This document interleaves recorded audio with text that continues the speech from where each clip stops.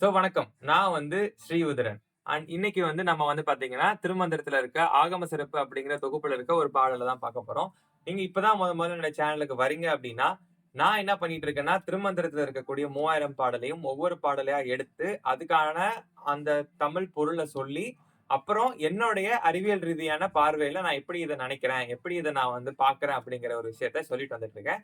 நீங்க இந்த பாடலுடைய பொருள கேட்டாலும் சரி, இல்ல அதோடைய அறிவியல் ரீதியான விஷயங்கள என்னோட பார்வையில நான் சொல்றத கேட்டாலும் சரி, இந்த பாடல் பார்த்தீங்கன்னா, தமிழ்ல பார்த்தீங்கன்னா, ரொம்ப பழமை வாய்ந்த பாடல் தான். பட் எல்லாரும் மறந்துட்டு வந்த ஒரு பாடலா மாறிட்டு இருக்கு. ஆல்மோஸ்ட் நான் இத எல்லாத்தையும் சொல்லிட்டு இருக்கிறதுனால, ஒவ்வொரு பாடலையும் எடுத்து நான் என்னோட நேரத்த இதுக்கு செலவு பண்ணி சொல்லிட்டு இருக்கேன். முடிஞ்ச அளவுக்கு இத நீங்க மத்தவங்களுக்கு ஷேர் பண்ணீங்கன்னா, அட்லீஸ்ட் இப்படி ஒரு பாடல் இருக்குங்கிறதாவது எல்லாருக்கும் தெரியப்படுத்தலாம் மறுபடியும். அதனால முடிஞ்ச அளவுக்கு ஷேர் பண்ணுங்க. Without wasting further time, let's get started.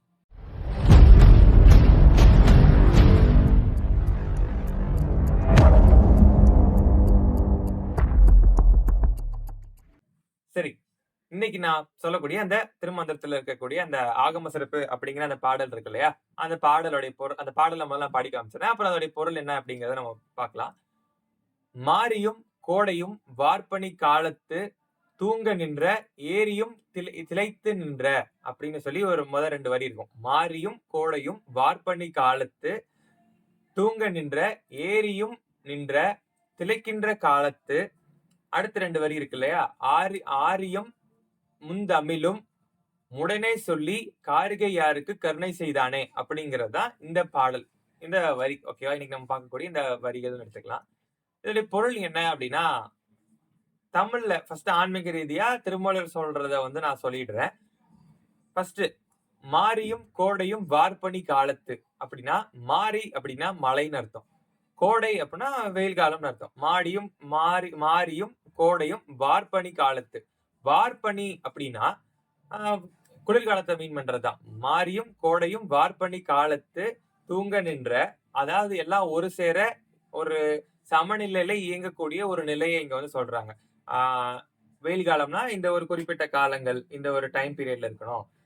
பனிகாலம்னா இந்த ஒரு டைம்ல இருக்கணும்.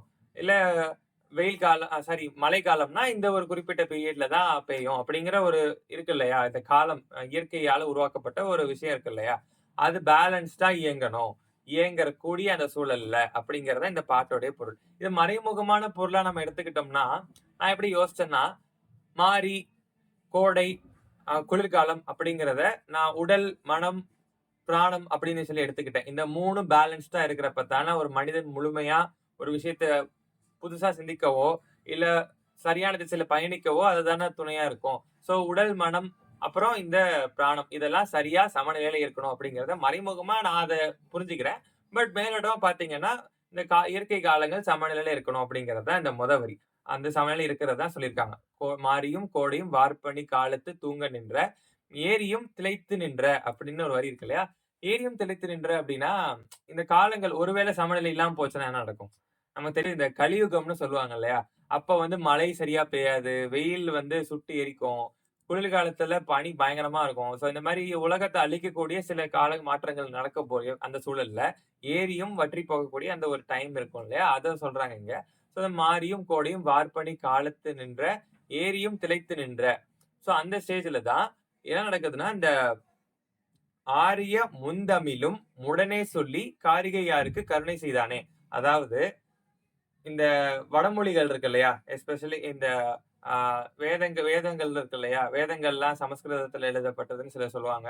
இந்த மாரி வடமொழிகள்லாம் அதுல இருக்கக்கூடிய அந்த அறிவு சிந்தனைகளையும், அறிவு சார்ந்த சில விஷயங்களையும், தமிழ் மொழியில சித்தர்கள் சொன்ன அந்த சித்த ஞானங்களையும் ஒன்றிணைத்து ஒரு சேர அந்த வேதங்கள மறுபடியும் ஓதி, அதாவது மறுபடியும் சொல்லி எல்லாருக்கும் ஒரு அருளை குடுக்குறாரு சிவன் அப்படிங்கிறது தான் இந்த ஒரு விஷயம். இந்த பாடலுடைய பொருளா. கலியுகத்துல சிவன் மறுபடியும் எல்லாருக்கும் அந்த வேத ஞானங்களை கொடுத்து முழுமையா அவங்க எல்லாரையுமே அருள் செய்யறாரு. அருள் செஞ்சு ஒரு மறுபடியும் ஒரு சுழற்சி. அதாவது சொல்லுவாங்கல்ல இந்த ஆன்மீகத்துல, இது ஒரு சுழற்சி மாதிரி. கலியுகம் முடிஞ்சு எல்லாரையும் அழிச்சதுக்கு அப்புறம் மறுபடியும் முதல்ல இருந்து வரும் அப்படின்னு. மறுபடியும் முதல்ல இருந்து அழிவு அப்படிங்கிறது எல்லாம் முடிவு அப்படிங்கிறது அர்த்தம் கிடையாது இல்லையா? புதியது ஒரு விஷயத்துக்கான ஆரம்பம் தானே எடுத்துக்கலாம்.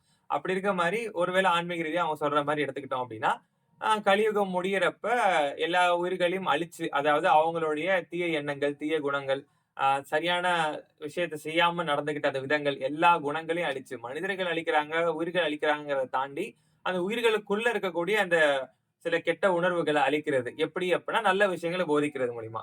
அப்படி வந்து இந்த இரு மொழிகள்ல இருக்கக்கூடிய அறிவுத்திறன்கள ஒரு சேர சொல்லி, அந்த உயிர்களுக்கு அறிவு செய்றாரு. செஞ்சு மறுபடியும் எல்லாம் ஃபர்ஸ்ட்ல இருந்து வரும். எல்லாம் ஸ்டெபிலைஸா மாறி வரும் அப்படிங்கிறத இந்த பாடலுடைய ஒரு பொருளா எடுத்துக்கலாம்.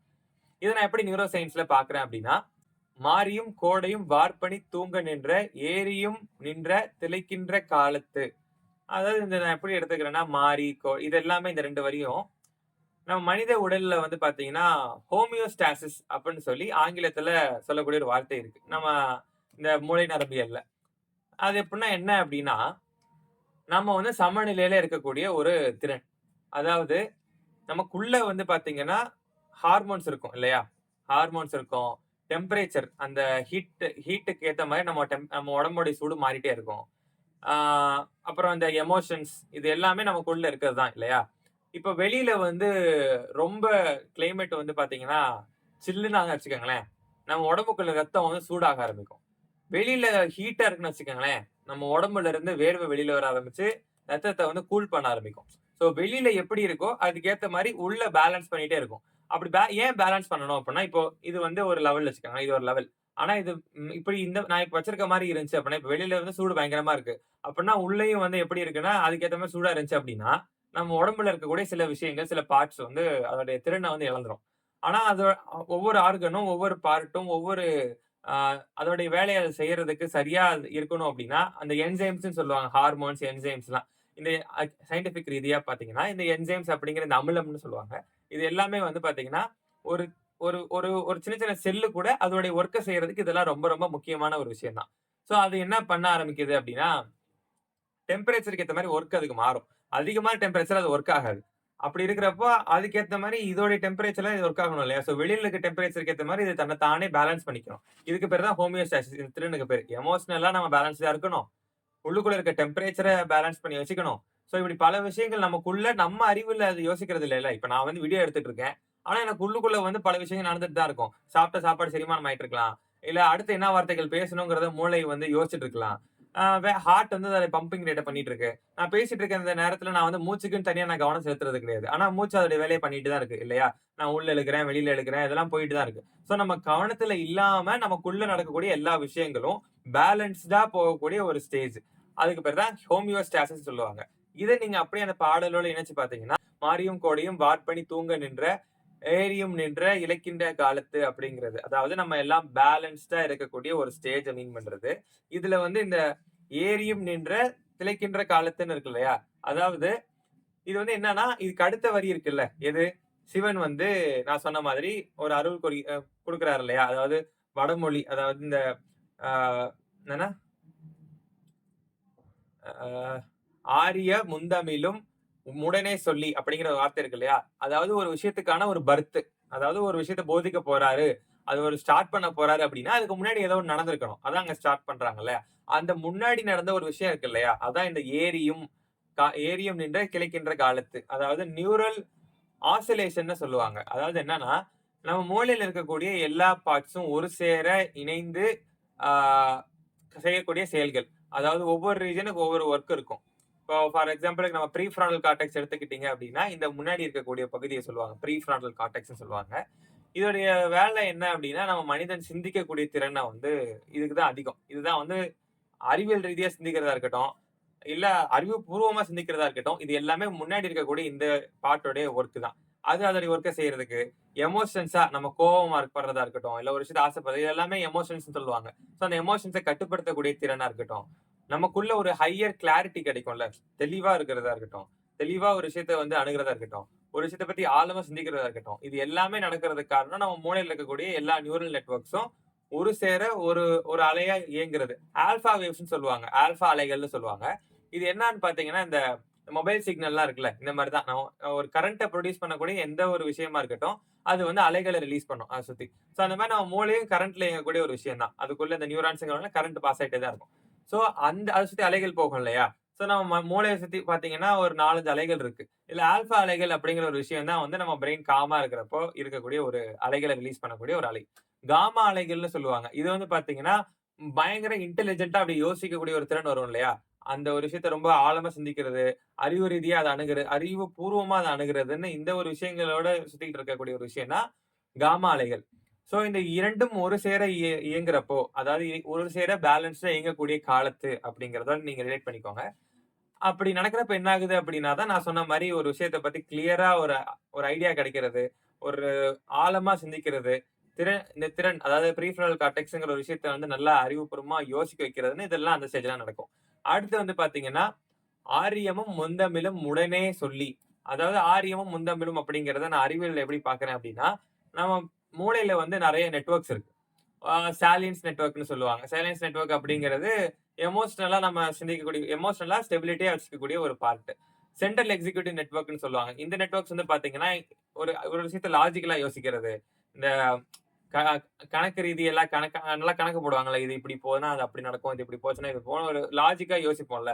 சோ அந்த மாரி விஷயங்கள்லாம் சென்ட்ரல் எக்ஸிக்யூட்டிவ் நெட்வொர்க் பண்றது. அப்புறம் அடுத்து வந்து பார்த்தீங்கன்னா, டிஃபால்ட் மோட் நெட்வொர்க்ன்னு சொல்லுவாங்க. டிஃபால்ட் மோட் நெட்வொர்க்ங்கிறது நம்மள பத்தி நாம வந்து யோசிக்கிறது.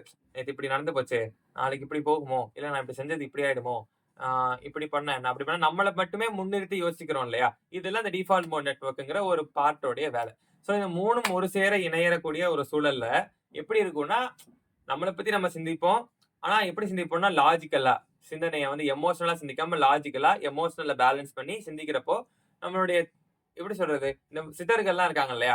அவங்க வந்து எமோஷனலா யோசிக்க மாட்டாங்க. இப்ப நம்ம வந்து நம்மள முன்னிறுத்தி, நாளைக்கு இப்படி பண்ணணும். அவங்க முன்னாடி இப்படி வரணும். நேத்து இப்படி நடந்துருச்சுல்ல, நான் இத இப்படி பண்ணணும். அப்படி இப்படி யோசிக்கிறோம்ல. இது வந்து எமோஷன் தான். நேத்து இப்படி நடந்துருச்சுல்ல அப்படிங்கிறப்போ, ஏதோ ஒரு சம்பவம் நடந்திருக்கு. அத பத்தி நம்ம மூளைல எமோஷனலா பேசுறோம். நாளைக்கு இப்படி நடக்கணும். இப்படிதான் நடக்கணும்னா நம்ம ஏதோ ஒண்ணு ஆசைப்படுறோம். எமோஷனல் தான். ஆனா எமோஷனல் இல்லாம சிந்திக்கக்கூடிய செயல்கள் இருக்குல்ல, நம்மள முன்னிறுத்தி. எப்படி ஃபார் எக்ஸாம்பிள் நான் வந்து சொல்றேனே, நான் வந்து நாளைக்கு வீடியோ முன்னாடி நின்னு இத பேசப் போறேன். என்னைய பத்தி தான் யோசிக்கிறேன். முன்னாடி நின்னு இத சொல்லப் போறேன். இந்த வார்த்தைகள் நான் சொல்லணும். ஏன்னா இதுக்கான அறிவியல் பொருள் இதுதான். ஒருவேளை இது இப்படி இந்த பொருள் இப்படி இருந்தா எப்படி இருக்கும்? இந்த பொருள் இப்படி போகுமோ? இப்படி நான் யோசிக்கிறதுல எமோஷன் கிடையாது. ஆராய்ச்சி திறன் மட்டும் தான் இருக்கு. அப்படிங்கிறப்போ இந்த மாதிரியான சிந்தனைகள வந்து மேம்படுத்துறதுக்கு இந்த எல்லா பார்ட்ஸும் ஒரு சேர இயங்கணும். அதுக்கு நீங்க வந்து அமைதியானவரா நீங்க இருக்கணும். காமா உங்க பிரெயின் இருக்கணும். அப்படி இருக்கப்ப தான் சிந்தனைக்கு அது வழிவகுக்கும். ஒரு ஆழமான சிந்தனைக்கு அது கொண்டு போய் விடும். ஓகேவா? அண்ட் ஃபைனலா இருக்கக்கூடிய அந்த வரி இருக்கு இல்லையா? என்னது? உடனே சொல்லி "காரிகை யாருக்கு கருணை செய்தானே." இது வந்து பார்த்தீங்கன்னா, நியூரோ பிளாஸ்டிசிட்டி அப்படின்னு சொல்லி அறிவியல்ல சொல்லுவாங்க. நியூரோ பிளாஸ்டிசிட்டி அப்படின்னா, நம்ம மூளைக்கு இருக்கக்கூடிய ஒரு திறன் தான். என்ன அப்படின்னா, அது வந்து காலத்துக்கு ஏத்த மாரி, சூழலுக்கு ஏத்த மாரி, நம்முடைய தேவைக்கு ஏத்த மாதிரி தன்ன தானே வடிவமைச்சுக்கிற ஒரு திறன் தான் அதுக்கு. இப்போ உதாரணத்துக்கு நான் வந்து இப்போ சைனீஸ் லாங்குவேஜ் கத்துக்கணும்னு வச்சுக்கோங்களேன். என்னால கத்துக்க முடியும்.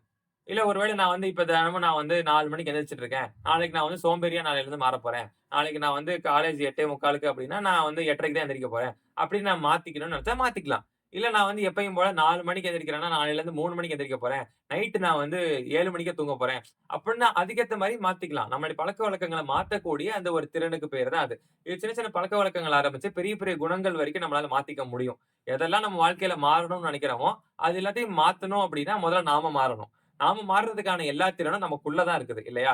நம்ம வந்து இது என்ன சொல்றாங்கன்னா, சிவனோட நீங்க அத அப்படியே ரிலேட் பண்ணி பார்த்தீங்கன்னா, சிவன் வந்து அறிவு அப்படிங்கிற ஒரு விஷயத்த, நீ இந்த மொழிக்காரன்னு கிடையாது, நீ தமிழ் மொழிக்காரன்னு கிடையாது, ஹிந்திக்காரன்னு கிடையாது, சான்ஸ்கிரிட்காரன்னு கிடையாது. நீ யாரா இருந்தாலும், உனக்கு அறிவு தேடணுங்கிற எண்ணம் வந்துருச்சு அப்படின்னா, அந்த தேடல் என்கிட்ட கொண்டு வந்து விட்டுச்சு அப்படின்னா, எல்லாருக்கும் சமநிலையில தான் நான் அறிவு குடுக்குறேன் அப்படிங்கிறது தான் அதுக்கான பொருள் இல்லையா? அதே இது நான் அறிவியல் ரீதியா யோசிச்சு இங்க ரிலேட் பண்ணேன் அப்படின்னா, நியூரோ பிளாஸ்டிசிட்டி அப்படிங்கிறது நீங்க என்ன கேஸ்ட் கிடையாது. நீங்க என்ன ஜெண்டர் கிடையாது. எந்த கண்ட்ரி கிடையாது. என்ன ஸ்டேட் கிடையாது. நீங்க யார வேணா இருந்துட்டு போங்க. எவரா வேணா இருந்துட்டு போங்க.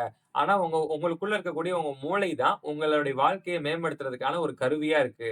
அது நீங்க எப்படி மாத்துறீங்களோ, அதுக்கேத்த மாரி அது உங்க செயல் மாறும். உங்க செயலுக்கு ஏத்த மாரி உங்களுடைய வாழ்க்கைகள் மாறும். அப்படிங்கிறது தான் இந்த இடத்துல நான் அறிவியல் ரீதியான விஷயங்களோட சிந்திச்சு சொன்ன விஷயங்கள். கொஞ்சம் கொஞ்சம் என்னுடைய பிலாசபி. ஓகேவா? சோ, இத பத்தி நீங்க என்ன நினைக்கிறீங்கங்கிறத கமெண்ட்ல லீவ் பண்ணுங்க. நான் அடுத்த பாடல் ஆராய்ச்சி பண்ணி உங்ககிட்ட ஷேர் பண்றேன். So, see you next time. Tata! Bye by.